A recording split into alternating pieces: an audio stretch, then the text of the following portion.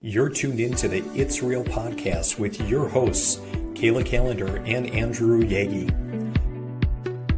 Each week, we'll talk about what happens behind the scenes working full-time in real estate and share with you real-life stories, our successes and failures as we work to help consumers and industry professionals reach their real estate and real-life goals. Here we go. It's episode 105, Andy. We're doing it one by one. How are we today? Hey, I'm doing great, Kayla. How are you? Wind blown. One thing that you will learn in North Dakota is long hair and lip gloss just are not good buddies ever, ever. So, yeah, indeed. Yeah, no, I agree. Today's been I know. We had I'm told from you, and I've got a lot of other women between my wife and my girls that all have long hair. So I get it. You do. I'm a girl dad. Yeah, this is true. But it's warming up. I'm feeling spring, and then I see the forecast, and it's like interest rates. It's up and down. It's all over the place. So we'll take it. For sure. Sure. Yeah. It's nice to see some nicer weather, and I feel like a little more positive sentiment from some buyers, and even some people selling. More positive lakeshore sentiment. We're seeing some of our lake properties, start to get a little bit more activity. We had kind of an early season rush, and then been a little bit quiet, so that's kind of nice. Yesterday was an absolutely gorgeous day. I actually got up and did a little flying.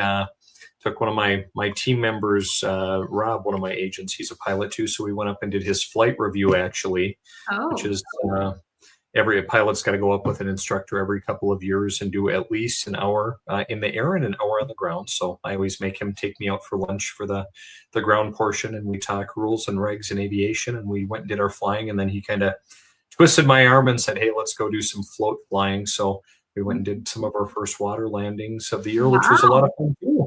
What do you like better, the float plane or the regular plane? It depends. If I'm trying to go somewhere, a regular plane, but just for fun, I mean, it's hard to beat float flying, especially an amphibious plane that can land on the water or on the ground. Like we take off, we leave pavement at the airport, we put the gear up, we land on the water, we come back, we land, back on the runway. Okay. So I have a question. So you land on the water, and then does it like how do you get to your destination? Does it just drive on the water? Like I've never researched a float plane. Yeah, you basically use the engine for thrusts, and I mean it basically glides through the water like a boat, except your prop's not down in the water; it's pushing air to get there. So yeah. Is it harder to land on water than concrete? It can be more challenging. Yes, a lot of different factors. Plus, you don't always know what's below the water. Like people have hit logs, they've hit rocks. If it's really wavy, it can be challenging. If a boat cuts you off, it can be very dangerous. So yeah, there are a lot of challenges and a lot of considerations, but it's a whole lot of fun. And yesterday was a beautiful day. Love that. Thank you for the education on a float plane. I love that for you. I love how excited you are. Like you're someone that has so many hobbies, and it's just fun to see what you're doing this week. So thanks for sharing. You too, although normally it's in the office doing pre-quals and trying to help people reach their goals. Yeah, or snuggling dogs or sleeping. I love it all. So I love that. Good for you. What's new in Kayla's life this week? Normally I don't say this, but it had slowed down a little bit. We cranked through a bunch of pre-approvals. We got people I feel like we cleaned up a lot, and then rates had increased a little bit. So we saw, whether or not that's tied to applications, we saw some application, the level of applications we saw pull off a little bit. But now we're starting to see, now that rates are softening a little bit, just bit by bit, the refinances are back out. So we're seeing a lot of that. In general, again, it's that time of year where people are out and about more. We talk about it all the time. Like I've talked with my neighbors that I've never talked to, or haven't talked to in 9 months. You know what I mean? Because it's nice out and people are getting out and being busy. So I think that there's just this new fresh air that's getting people out and about. And I'm seeing more excitement, I feel like, than I have in a long time. More consumer confidence, if you will, where people are not necessarily just focused on an interest rate. They're focused on a backyard. They're focused on a neighborhood for their kids finally. Like they're more excited than they were nervous. And that's refreshing for someone like in our shoes because we want to feel that excitement. So yeah, so that's what I'm kind of seeing as of lately.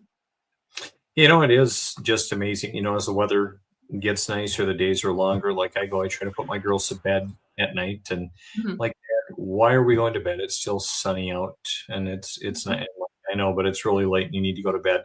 But even my wife and I were just taking a quick walk before the call here. We went and walked for a half an hour and it's just, amazing just, what nice weather and sunshine, just does for perhaps people thinking about, hey, where do I want to be? But also just kind of your mood and just life overall. I often think sometimes, and you'll be going, of course, down to Phoenix here shortly, but I often think if those that, live down there, are they happy or do they have a better quality of life because the weather's nicer? Granted, it also is going to start getting super hot there, which is more their winter. Yeah, I think they've got auto starts for their vehicles in the summer because it gets so hot. But I was listening to a podcast this morning and they were talking about how, we've gotten so connected to our phones and internet and just everything. We're not often, and I'm guilty of this, maybe you are too. I don't often have time where I'm just like, it's just quiet.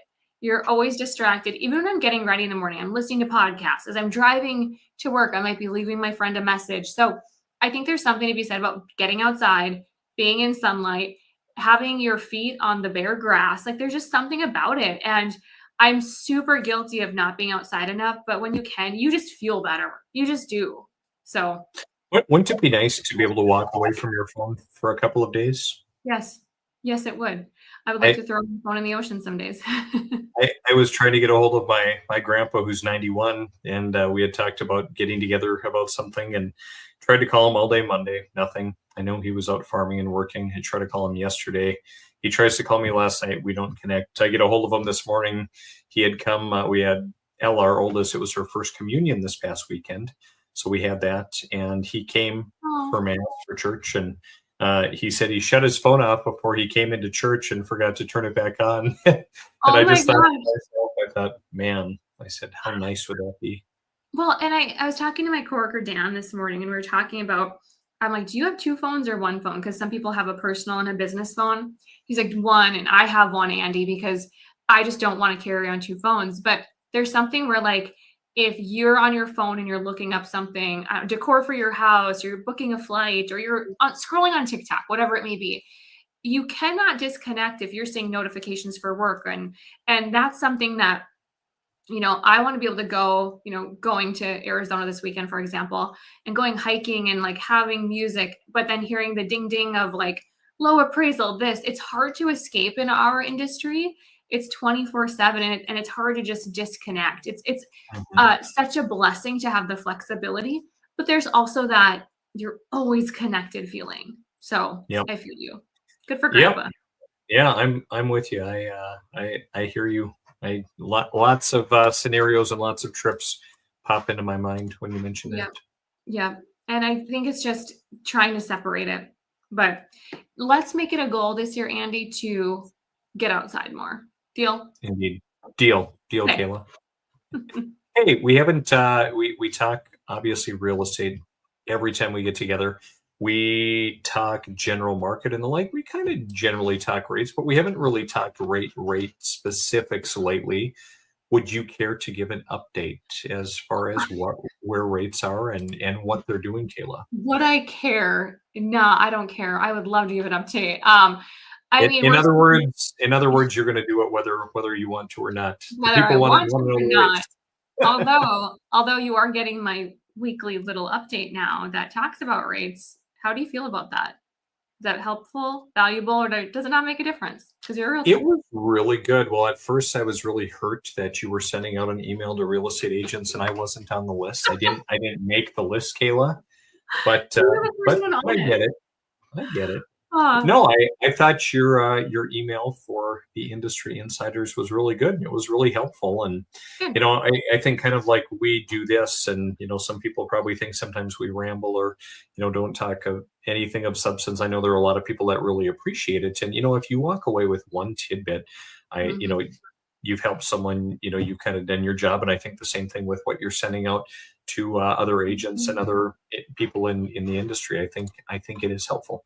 Well, and if it's just one, like you said, one piece of info that can help, or, sometimes we're not not sometimes, often we aren't the expert in everything. And so just be able to have a little bit of knowledge it just helps you be more confident in your conversations. So, Mhm. For but sure. back to rates, back to interest Yes. rates. Great. So about, gosh, it was right around the end of March, we were seeing rates at 6.62, just to kind of let you know where we're at in the last few weeks. We're at around 6.32 for the national 30-year fixed average for a conventional. Um, so we're seeing some softening, we're seeing them come back down, and really we're not seeing a lot of people pull back or move forward when rates move just a little bit. At the end of the day, $35 a month is not pushing someone over or not. But we are seeing, like I said, some people come back with the refi market as, hey, okay, I saw rates increased. I thought they were going to continue. Let's get that conversation rolling again. So nothing wild to report, but we're seeing them decline a little bit here. Sure. So good news. Well, I guess it's better than seeing them go up. And they were for quite a while, from, was it March 25th ish, all the way until um, kind of the beginning of April. We were seeing a trend up and up. I lied, from February 24th, I should say. So for about a month, we were seeing a slow increase, and it was like enough is enough. So this is positive news for people that are in contract. And at the end of the day, rates mean nothing if you are not in contract. If you're not in Mhm, contract, you can't lock, you can't float, you don't have the decision. So rates are mhm. rates, but people are still buying. Right on. Well, it's good to hear that.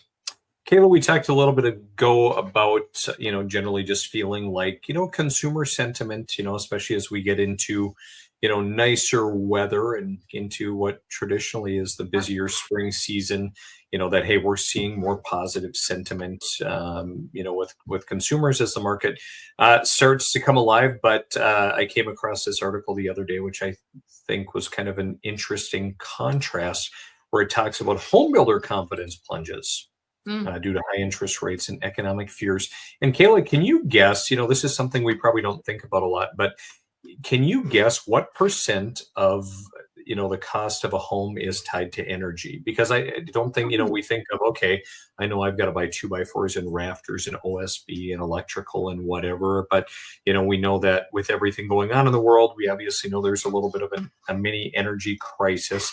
But what percent of a home cost goes into energy for building a home? Okay, I have no idea. 5%? Very close, Kayla. 4%. Wow. Are you just Four. surprised at my knowledge and I feel like every time you quiz me, I'm pretty close. You are pretty close. It just must show that you're an expert in your field and I you guess. know what's going on, if sometimes only subconsciously. Well, I thought you were going to say a lot more, and maybe I just wasn't in the loop of that. So, okay. So does that stat surprise you? Or I guess it really doesn't if you take into account, and I guess I don't know how they totally quantify it, but I would guess probably using energy to manufacture the products, to deliver them, to assemble everything. I guess it's just something that you don't really think about because it's kind of an intangible that's built, into the ultimate cost. mhm. So, Yeah. That's interesting. Well, and I think too, like, now more than ever, there's probably a lot of things that people can do that are more efficient in their homes for energy. But I mean, that amount does seem lower, but I guess I have never thought about it. So thank you for mhm. sharing. Yeah, there's your fun fact of the day. Yeah, Well, I'm going to share that in a conversation later. yeah, there you go. You can be the most interesting person at happy I hour later on can today. be. Anyway, this article, Kayla, kind of talks about, there's basically a home builder index, and any reading below a 50 reflects a negative sentiment about the market. Builder confidence dropped 234, down 4 points. And, just kind of for comparison's sake, if you look back in like Mhm. '08, it was down to an 8 was the sentiment. During COVID at one point, it was Mm. at a 30 before skyrocketing, up to Oh, 90. When interest rates really drop. So you can see kind of where the builder sentiment, and I guess it kind of makes sense. I'm getting, again, we talk about in my more immediate market, we don't have a lot of new construction like you do in right. Fargo or West Fargo, but I get a ton of emails from, builders like DR Horton and Lennar, a lot of, just really pushing their products, pushing their incentives. So I guess that kind of makes sense. Are you seeing more incentives, or or people still getting concessions? I'm sure quite a bit, even on new homes. Yeah. Yeah, I see a couple different things. So today I got a purchase agreement for a build out in South Carolina, actually. And what I see is builders that have connections or relationships or part owners of mortgage companies. There you really see it. I don't know, what they're doing if they're taking a cut, but I'm still seeing incentives of I've seen it around Fargo free lots. I've seen up to probably some $20,000 incentives. Now, I think there might be some other flexibility that builders have that, traditional home sellers don't, but we're normally seeing it on almost every builder. But I think too, it's new construction around here gets to be scary because of specials and the unknown. And, are you going to carry the taxes and specials from the date of contract signing to the date of closing? Like, there's just a lot of moving parts. So I think that a lot of builders probably try to soften it for clients, like, hey, we're going to incent you. And so we continue to see them in Fargo, those incentives. Hmm. Yeah, I imagine. So I've also seen, just as I watch the market, and I have some clients that either are buying or have sold or are looking to sell in the Fargo area.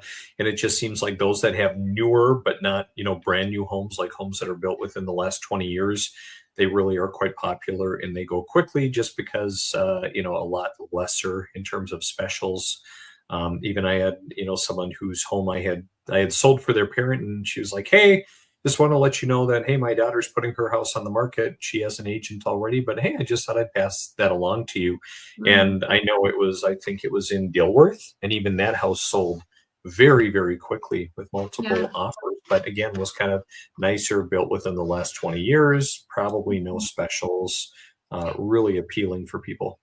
Yeah, and those no specials. I mean, yesterday I talked to a client and they could get probably where they were looking to have, build new construction versus not.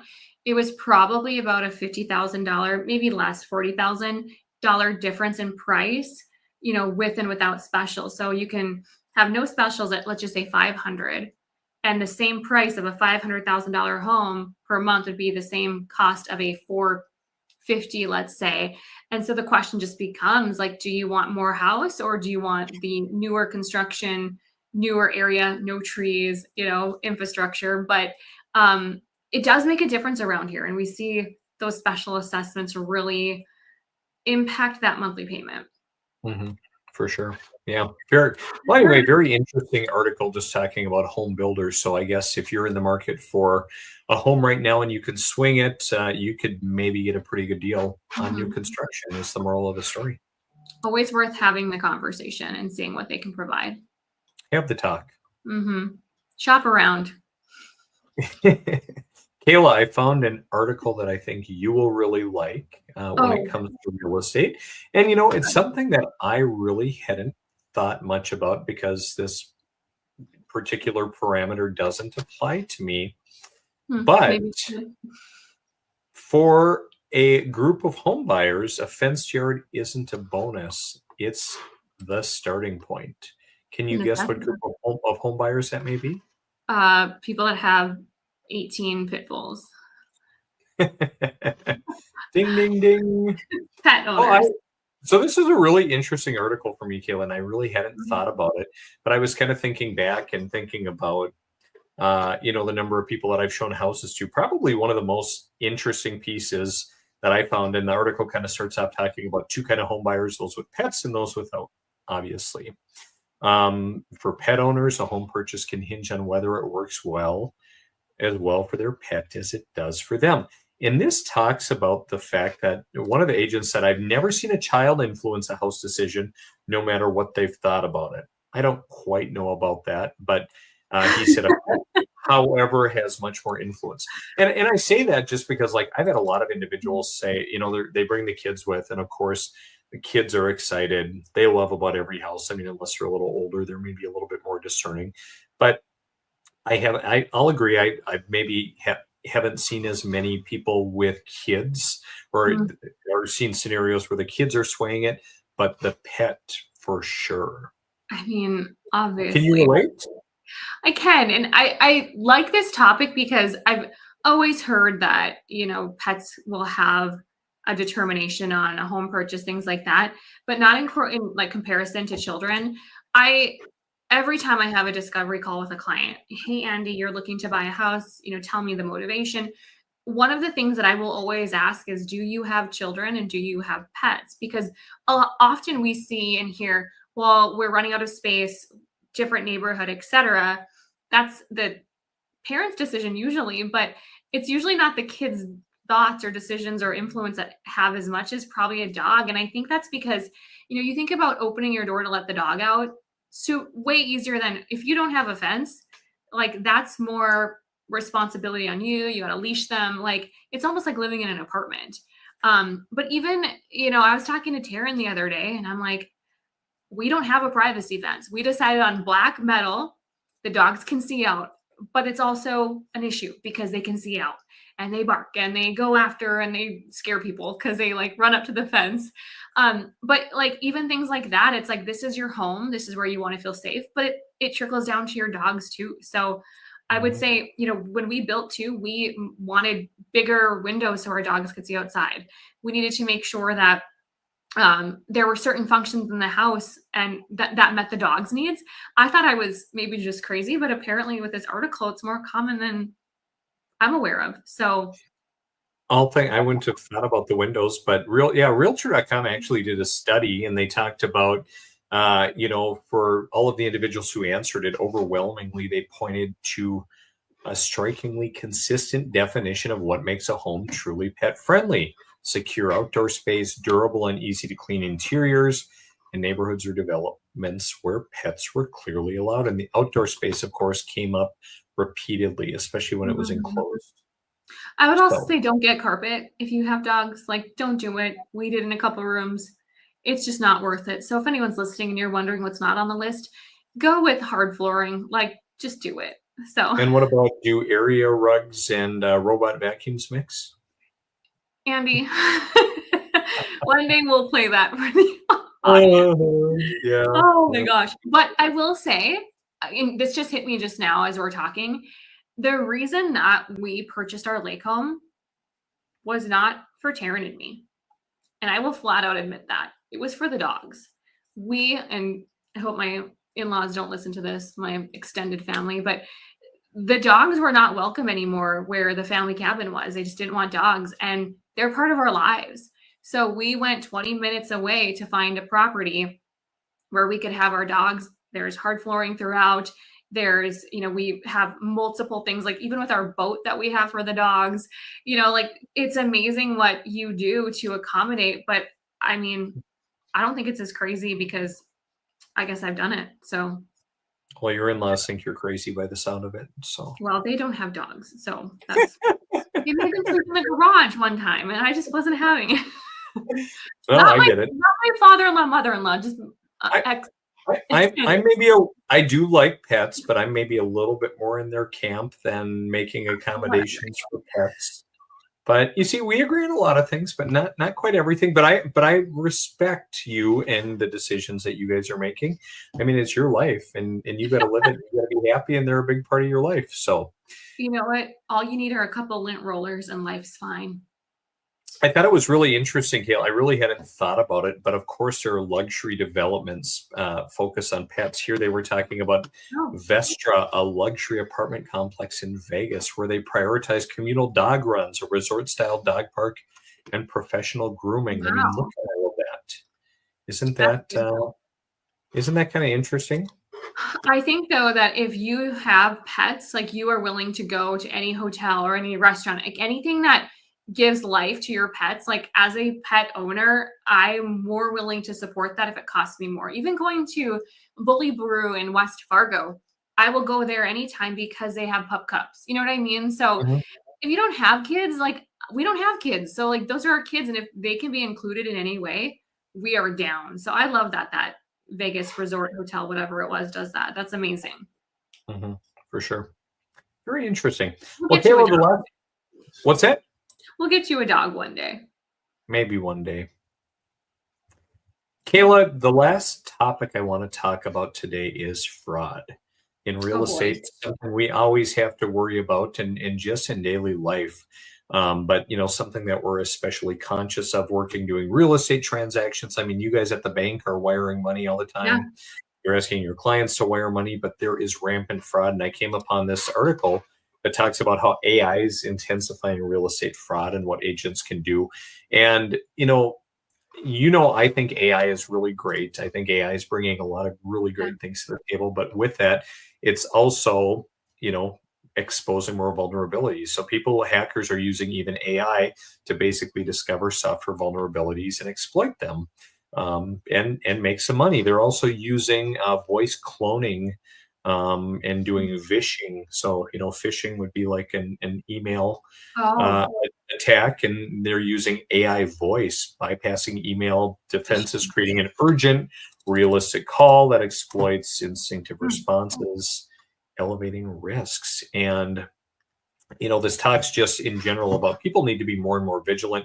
I know one of the things that I like about most of our firms in North Dakota, Kayla, or in Minnesota, not North Dakota. North Dakota doesn't include it, but anytime we sign a buyer representation agreement, listing agreement, and so on in Minnesota, there's always a wire fraud notice on the last page that Yes. just cautions people to be very vigilant. Mhm. And I think it's a scary thing.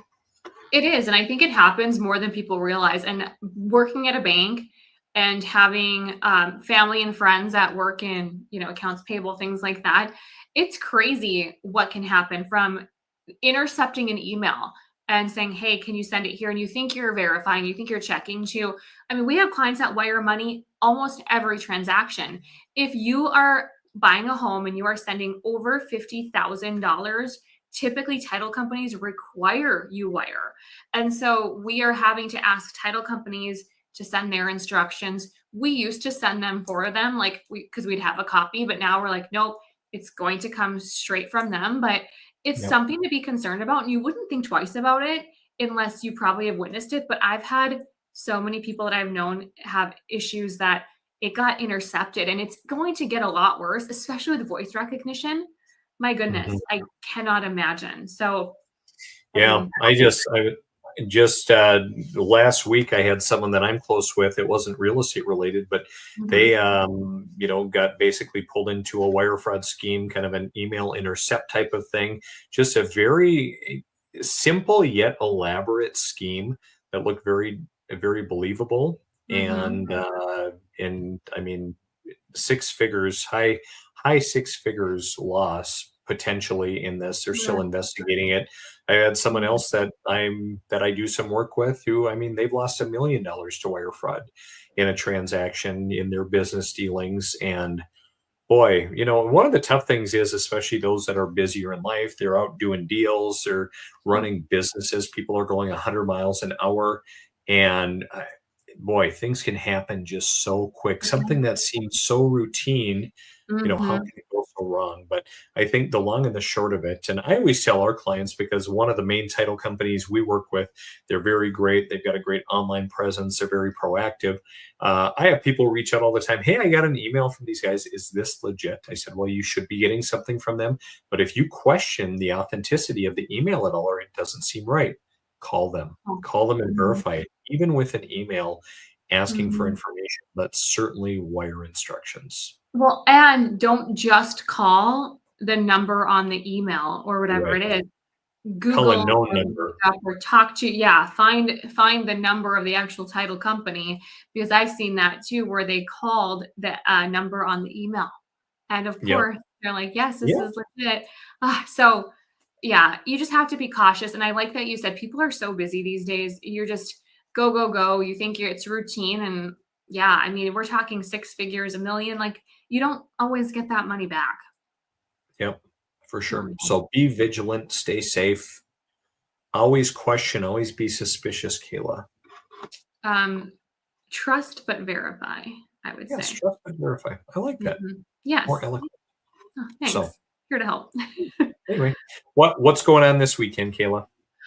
This weekend, Kayla Calendar is taking a vacation, and that'll be I think we talked last time, the first one in 6 years. So headed off to Scottsdale with some friends to celebrate a 40th, and I'm excited for it. Ready for a little rest and relaxation. We also hired on my team a second loan partner.